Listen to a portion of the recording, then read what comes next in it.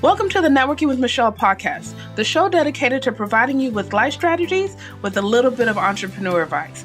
Here we believe in the Jim Rohn quote, success is nothing more than a few simple disciplines practiced every day. Good morning, everyone. Welcome to the Networking with Michelle show.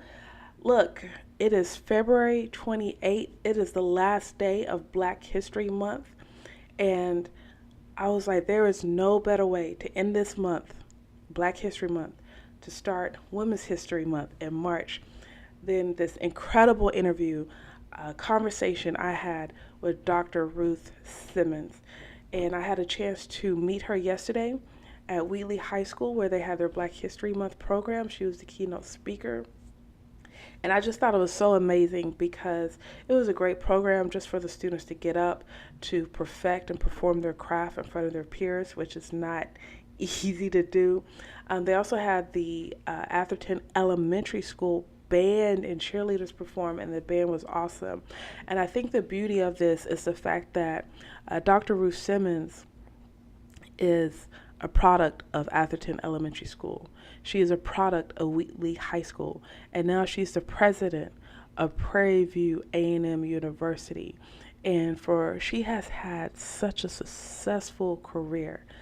I mean, like I said, there's no Black history without her. There is no women's history without her. There is no talk of legacy without her. For the things that she's been able to achieve coming from Wheatley High School, earning a bachelor's degree at Dillard University, going to grad school, plus a doctorate degree at Harvard University, then going into a successful academic career, which is including USC, Princeton, and Spelman.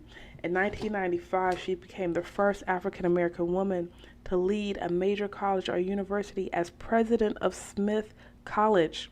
And then in 2001, she was the president of Brown University, which is an Ivy League school, and she raised like over $1 billion for the university during her tenure.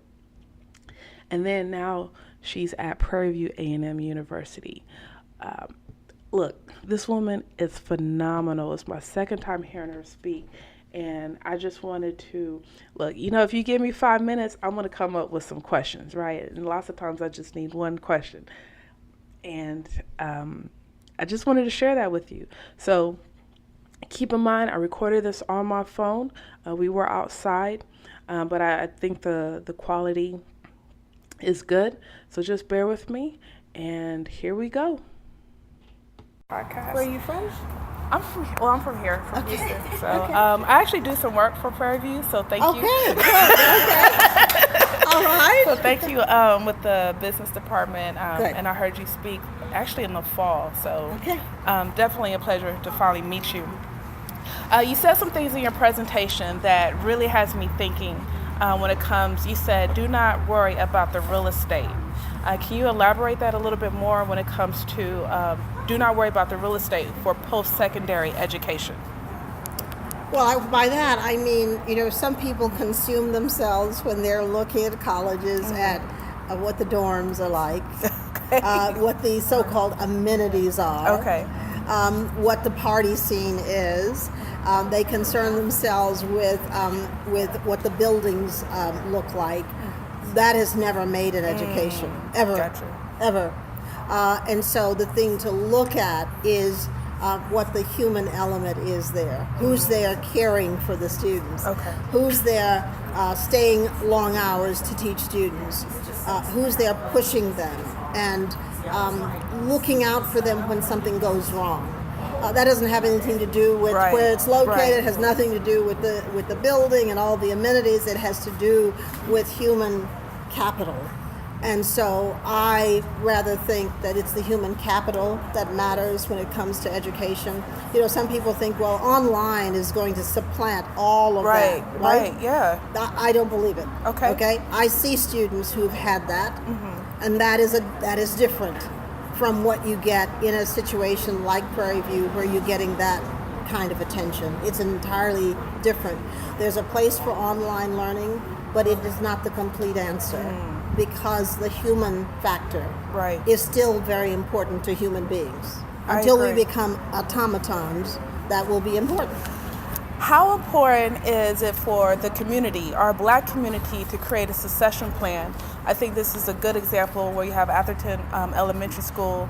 Now we have the Wheatley High School, possibly creating the pipeline for other HBCUs, whether it's TSU or PV. How important is it to get our whole community behind that in order for us to have a successful succession plan when it comes to our education? Well, frankly, I think that's not the job of high schools. Mm-hmm. I think it's the job of universities to be good enough.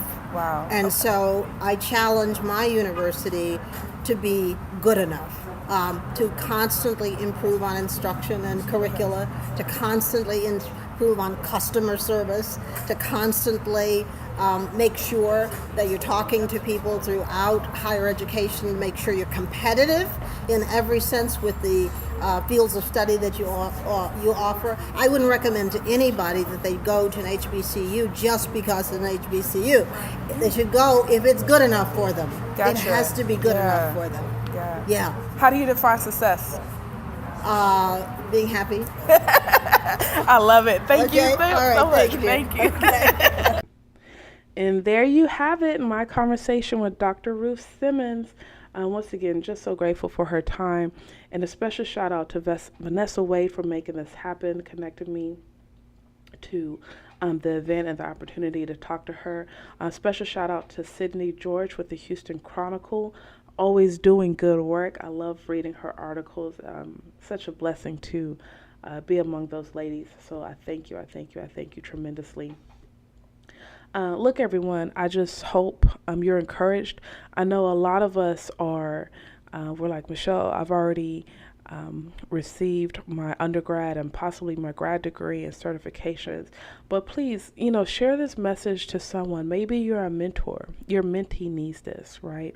Maybe there's someone, a young guy, a young girl at your church that they're a junior or a senior and they don't know how to make a college decision. And if you just share this, this 10-minute podcast with them, who knows, something may resonate with them that they need to look into Prairie View a little bit more. Maybe they need to look into TSU a little bit more, or maybe they need to look at to U of H or whatever that PWI is a little bit more in order for them to make the best decision for themselves.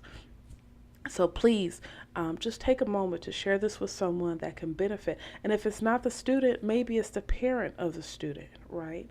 And I'm just grateful. I'm just grateful. And I'm trusting I will continue to do work. You will continue to do work.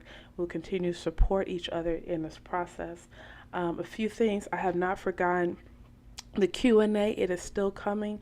I'm going to go ahead and drop that next week, so be on the lookout for that. I have a ton of questions, so it's going to be a process, but that is coming soon. What else? I believe that's it. Unexpected interview, but always grateful. And just remember, I believe in you. Personal connection leads to an influential network. Thanks for networking with Michelle.